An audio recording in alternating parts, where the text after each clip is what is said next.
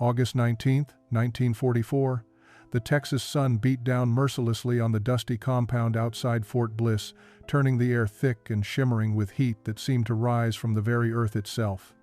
A transport truck rolled through the gates of a newly established prisoner of war camp, carrying 37 German women who had been captured during the Allied advance through France. They had crossed an ocean expecting the worst, prepared for the cruelty and deprivation they had been taught to expect from American captors. Instead, they found themselves in a land so impossibly green and abundant that it seemed like a mirage born from exhaustion and fear.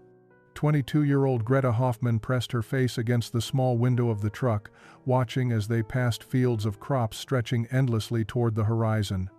She had served as a communications operator for the Wehrmacht, believing she was protecting her homeland from invasion.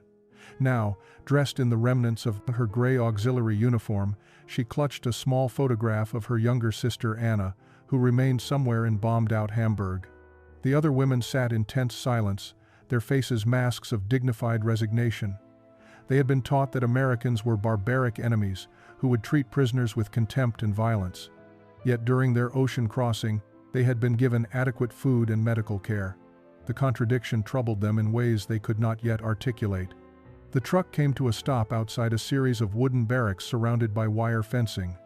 American soldiers waited to receive them, and the women noticed immediately that these men looked different from the hardened troops they had encountered in Europe. These were younger, sunburned men with easy postures and curious eyes rather than hateful ones. The camp commander, Colonel Thomas Bennett, stood with his arms crossed, observing the new arrivals with an expression that mixed authority with something unexpected, concern. As the women filed out of the truck, Lieutenant Robert Hayes, a lanky Texan whose family owned a ranch near Amarillo, watched them with genuine sympathy. He had 3 sisters back home, and seeing these exhausted young women stumbling in the heat reminded him uncomfortably of his own family. One woman, a slight blonde named Catherine Mueller, swayed on her feet from heat exhaustion. Without thinking, Hayes stepped forward and offered his canteen. She looked at him with startled blue eyes, confusion and fear warring with desperate thirst. She accepted the water with trembling hands, drinking deeply before whispering a barely audible "Danke." That small exchange, witnessed by both prisoners and guards, set a tone that no one had anticipated. This would not be a camp defined by cruelty and punishment. Something different was about to unfold in the Texas desert, something that would challenge everything both groups believed about enemies and humanity. The first weeks in the Texas camp felt like living in a fever dream. The women had been assigned to barracks that, while basic, were clean and structurally sound, nothing like the bombed-out shelters many had lived in during the final months in Europe. Each woman received a narrow cot with actual sheets, a pillow, and a thin blanket that seemed unnecessary in the oppressive heat, but it was the food that shocked them most profoundly. Greta stood in the mess hall line on their 3rd morning, hardly believing what she saw. The American guards were serving eggs, real eggs, along with bread, butter, and something the guards called grits. She had not seen such quantities of food in over 2 years. In Germany, rations had dwindled to near starvation levels. Her family's letters, when they had still been able to reach her, spoke of eating potato peels and making soup from grass.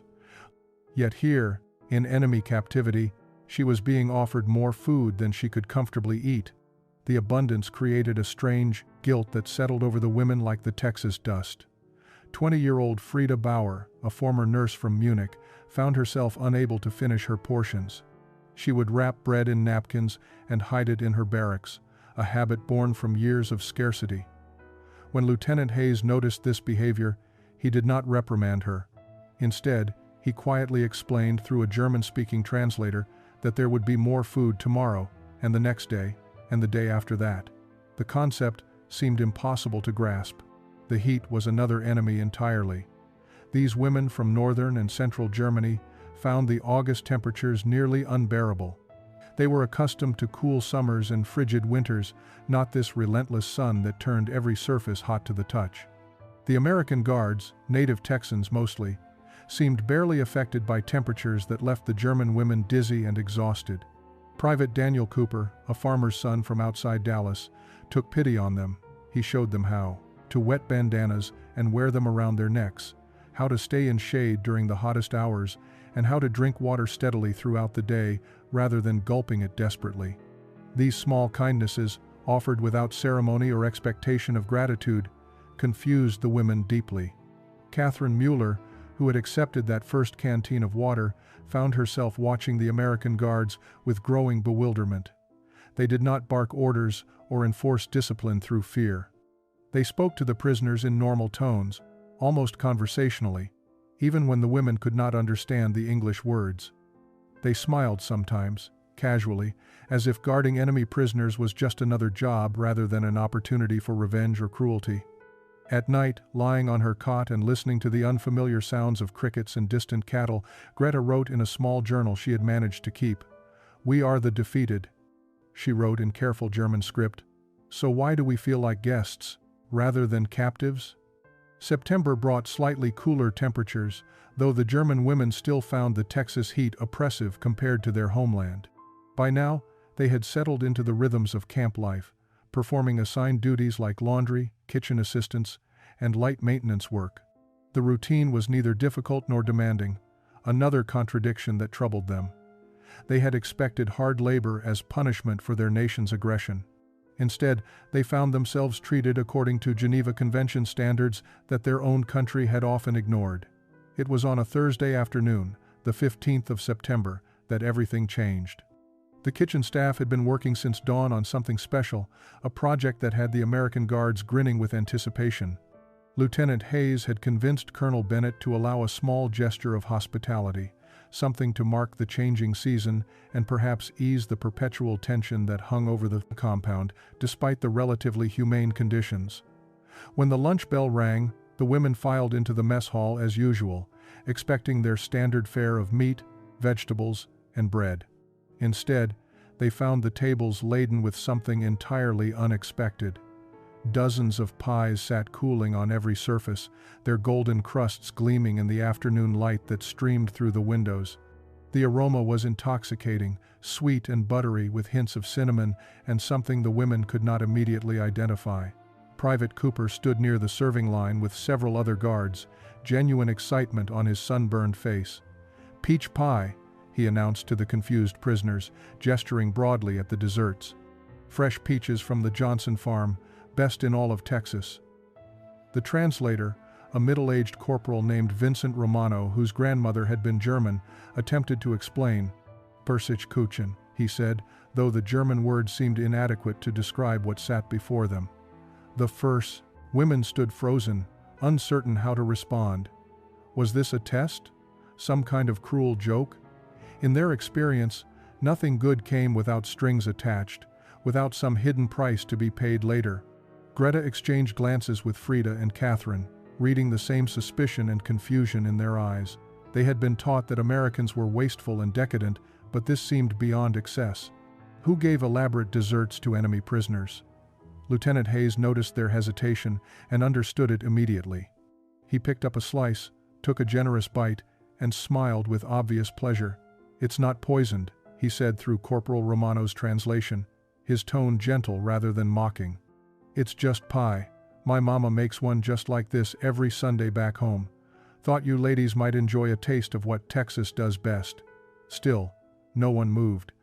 The psychological barrier proved stronger than the physical hunger they all felt. It was Catherine who finally broke the stalemate. Perhaps it was the memory of Lieutenant Hayes offering his canteen on that first unbearable day, or perhaps it was simply that the aroma of the pies had become too overwhelming to resist. She stepped forward slowly, her movements deliberate, and accepted a slice from Private Cooper. The other women watched in silence as she lifted a fork and took a small, cautious bite. Her eyes widened immediately, and for the first time since their capture, something like genuine pleasure crossed her face. The peaches were sweet and tender, the crust buttery and flaky in a way that seemed impossible given the scarcity they had known for years. It was not just food. It was abundance made tangible, generosity without apparent motive, and a glimpse of a world they had been told did not exist. Within moments, the other women followed. They moved to the tables with growing eagerness, accepting slices of pie that seemed almost obscene in their richness and plenty. Greta took her first bite and felt tears, spring unexpectedly to her eyes. She thought of her sister Anna back in Hamburg, who had written months ago about making soup from nettles and being grateful for a single potato.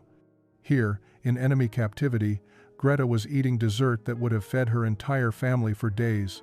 The guilt was overwhelming, but so was the sweetness on her tongue. Frida sat at one of the long tables, eating slowly and methodically, as if trying to memorize every sensation. She had been a nurse, trained to care for wounded soldiers who often died from infected wounds because there were no antibiotics, no proper bandages, no adequate food to help them heal. She had watched young men waste away from starvation as much as from their injuries. And now she sat in an enemy prison camp, eating peach pie while the war still raged and her countrymen still suffered. The American guards watched with satisfaction that seemed entirely genuine. Private Cooper sat down across from several of the women, eating his own slice of pie with obvious enjoyment. He tried to explain through gestures and the few German words he had picked up that his family grew peaches, that this was a normal thing in Texas, not some extraordinary luxury. But the women could not comprehend normalcy that included such sweetness. For them, sweetness had become a memory, something from childhood or peacetime, not something that existed in the middle of a devastating war. Corporal Romano moved between tables, facilitating halting conversations. He asked the women if they liked the pie, translated their overwhelmed responses, and watched as something fundamental shifted in the atmosphere of the camp. Food, that most basic of human needs, had become a bridge across the chasm of enmity and suspicion. October brought the first relief from the relentless heat, and with it, a delivery that changed everything. The International Red Cross had finally established a reliable mail system between the United States and occupied Europe, and letters began arriving at the camp for the first time since the women's capture. Colonel Bennett called an assembly in the mess hall, holding a canvas bag filled with envelopes that represented both hope and dread for the 37 prisoners under his command. Not every woman received a letter. Some had given addresses that no longer existed, buildings reduced to rubble by Allied bombing campaigns. Others had listed family members who might be dead, displaced, or unable to access postal services in the chaos of Germany's collapsing infrastructure. But for the 23 women whose names were called, the emotions were overwhelming and complex. Greta's hands shook as she accepted the thin envelope bearing her mother's handwriting. She retreated to her bunk and sat for nearly an hour before finding the courage to open it. When she finally did, the words seemed to leap off the page with desperate urgency. Her mother wrote of constant hunger, of eating grass and boiling leather to make something resembling broth. Their apartment building had been partially destroyed in a bombing raid. They now lived in the basement with 4 other families, sharing 2 rooms and a single functioning toilet. Her sister Anna, only 16 years old, had been conscripted to work in a munitions factory where accidents were common and safety measures non-existent. Every sentence dripped with suffering that made Greta's comfortable cot and regular meals feel like unforgivable luxuries. Frida's letter brought even worse news. Her entire neighborhood in Munich had been firebombed. Her parents were confirmed dead, killed instantly when their building collapsed. Her younger brother was missing, possibly conscripted into the Volkssturm, the desperate last-ditch militia of old men and boys that Germany was now fielding as the Allies closed in from both east and west. The letter came from a cousin who had fled to the countryside, written in shaky handwriting that suggested the writer was either very old or very traumatized. Catherine read her letter in the latrine, the only place she could find privacy to sob. Her family had survived physically, but her father had been arrested by the Gestapo for making defeatist comments. No one knew where he had been taken or if he was still alive. Her mother and 2 younger siblings were living on charity from neighbors who had little enough themselves. That evening, the mess hall was quieter than it had been since the peach pie day. The American guards noticed the change immediately, the way the women moved with heavier steps, their faces drawn with fresh grief and guilt. When dessert was served, a simple bread pudding, many of the women could not eat it. They sat staring at their plates, thinking of families who would consider such food an unimaginable feast. Lieutenant Hayes consulted quietly with Corporal Romano, trying to understand what had happened. The letters from home created a psychological crisis among the women that no amount of American kindness could easily resolve. They found themselves caught between two irreconcilable realities. In one world, their families starved and suffered under Allied bombardment and the collapsing Nazi regime. In the other world, their present reality, they ate 3 meals a day, slept in clean beds, and were occasionally served peach pie by enemy soldiers who treated them with unexpected decency. The contrast was not just uncomfortable, it felt like a moral failure, as if their relative comfort represented a betrayal of everyone they had left behind.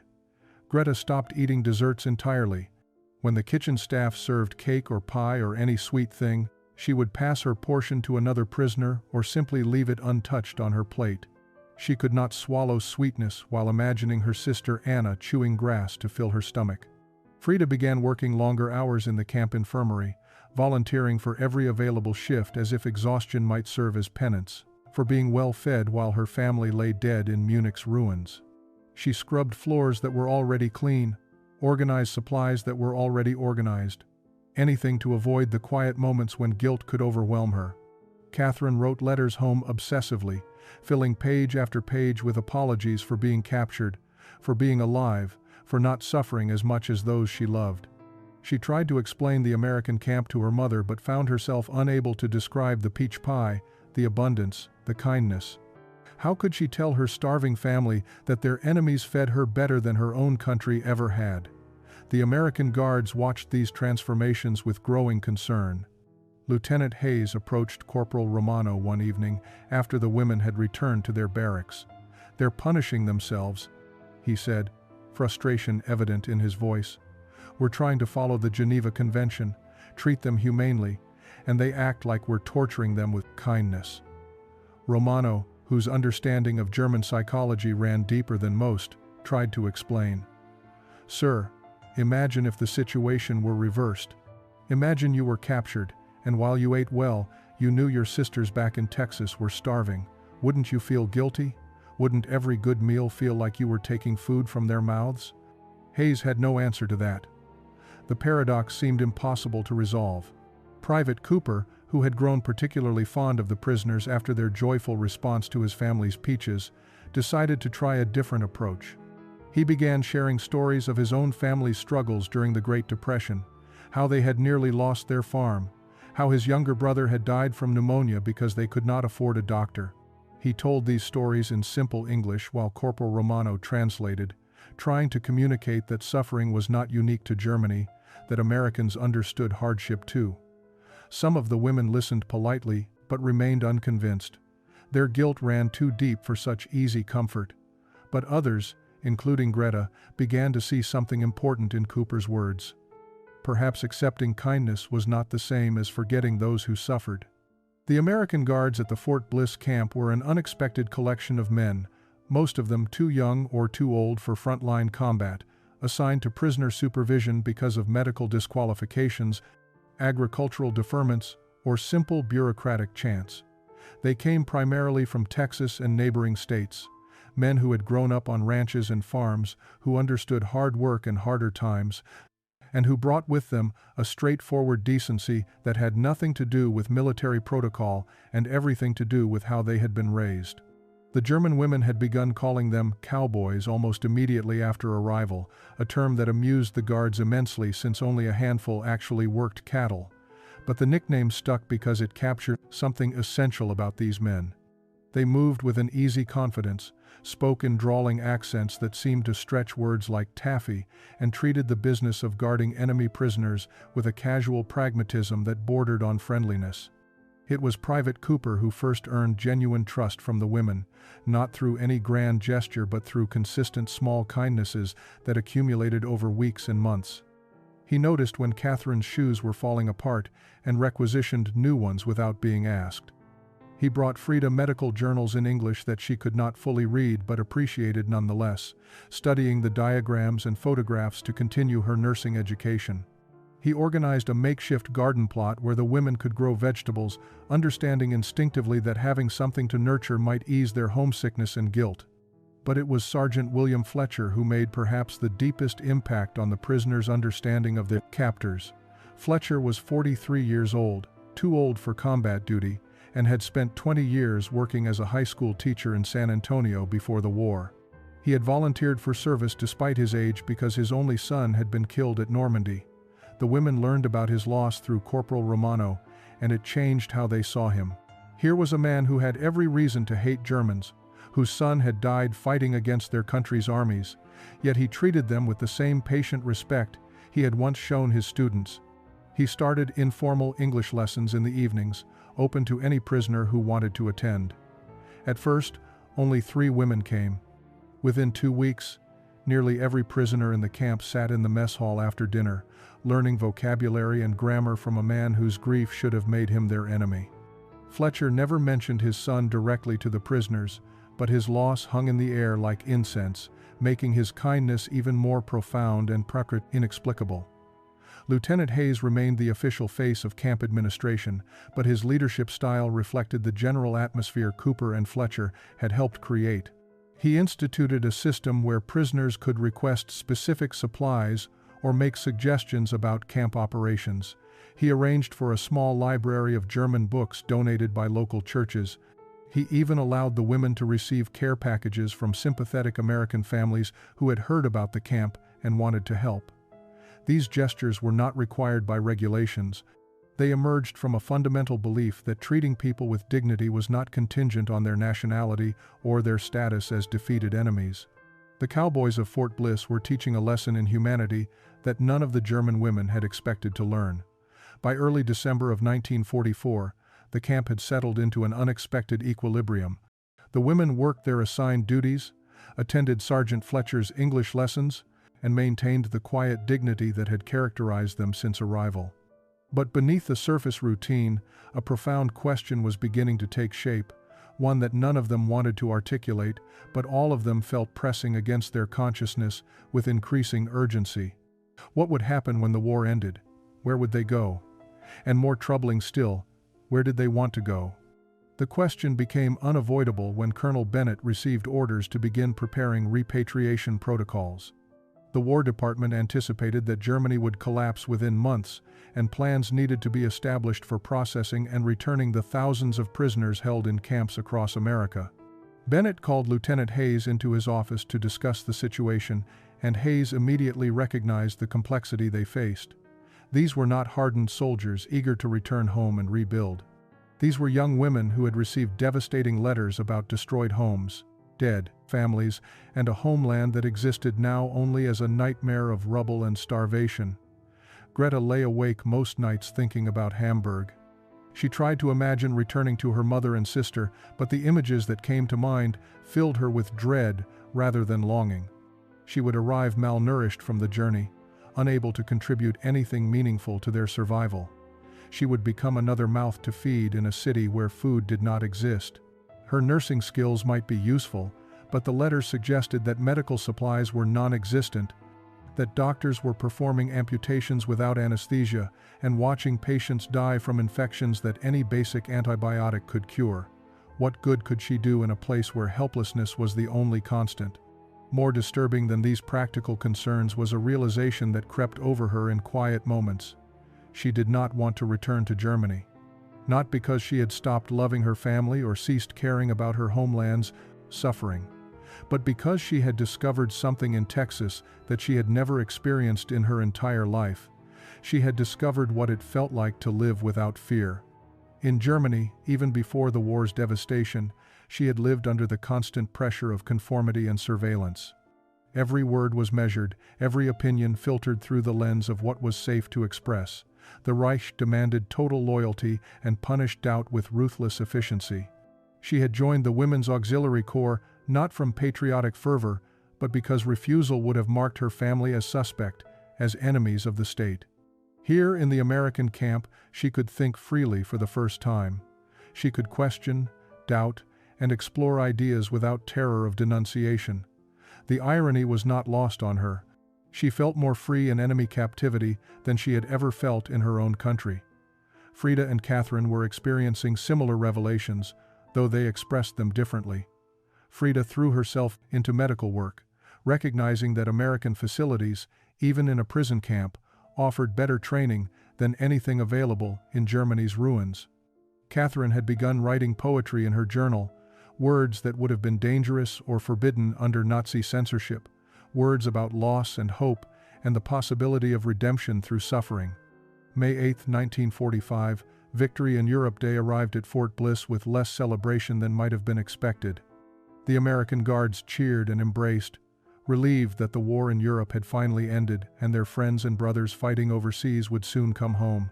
But in the women's barracks, the mood was somber and fearful. Victory meant repatriation. Victory meant returning to a Germany they no longer recognized and were not certain they wanted to see. Colonel Bennett scheduled an assembly for May 15 to announce official repatriation procedures. The women gathered in the mess hall with expressions ranging from resignation to barely concealed panic. Bennett stood before them with Lieutenant Hayes at his side, holding documents from the War Department that outlined the process for returning prisoners to occupied Germany. Before he could begin his prepared remarks, Greta stood up. Her hands trembled, but her voice remained steady as she spoke in careful English that Sergeant Fletcher's lessons had made possible. "Colonel Bennett, may I speak?" Bennett, surprised but curious, nodded his permission. Greta looked around at her fellow prisoners, reading in their faces the same turmoil she felt in her own heart. "Some of us," she began, choosing her words with painful precision, "some of us do not wish to return to Germany immediately. We know this is an unusual request. We know we are prisoners who should want freedom in our own country. But Germany is not home anymore. The Germany we knew is destroyed. The Germany we served was built on lies we did not see until we came here." A murmur ran through both the prisoners and the guards. Catherine stood next, followed by Frida and 8 other women. 11 women out of 37, standing together in a choice that defied every expectation and regulation. Lieutenant Hayes stepped forward, his expression troubled. "Ladies, I need to understand what you're asking. You want to remain in the camp? To stay in custody rather than accept repatriation?" Frida answered in her improving English. "We want chance to stay in America, to work, to contribute. We have families in Germany, yes, but they are dead or scattered. We have no homes to return to. Here, we have found something we cannot explain. Kindness without reason, hope without condition. We want to earn right to build new lives in this country." The words hung in the air like a prayer or a plea. Private Cooper looked at Lieutenant Hayes with an expression that clearly said, these women should be allowed to stay. Sergeant Fletcher nodded slowly, his grief over his lost son somehow finding meaning in the possibility of offering these former enemies a second chance. But Colonel Bennett understood the impossible complexity of their request. They were enemy nationals, prisoners of war, with no legal pathway to immigration. The regulations were clear, and the political climate was uncertain. Americans had sacrificed enormously to win this war.